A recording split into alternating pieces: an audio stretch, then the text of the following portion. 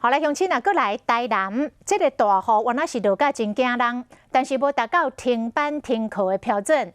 一透早，这个校门口一大群的家长载囡仔来上课，安尼透雨，爱搁摕册牌啊，爱搁摕水倒，相当的量杯。啊，那地势真低，安南区上惊搁来做大水，当地乡亲早早就伫门骹口倒水门，要来挡雨水。 学校门口口机车停几排的，落大雨嘛是爱上课。爸爸妈妈赶上班进前，赶紧把心肝宝贝送到学校。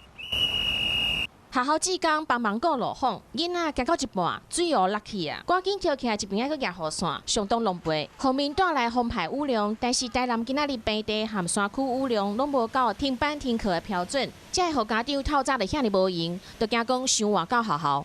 另外，受大雨影响的，还有安南区的居民。 88水灾之后，只要听到那个有大雨特报，超大雨我们就错雷弹了。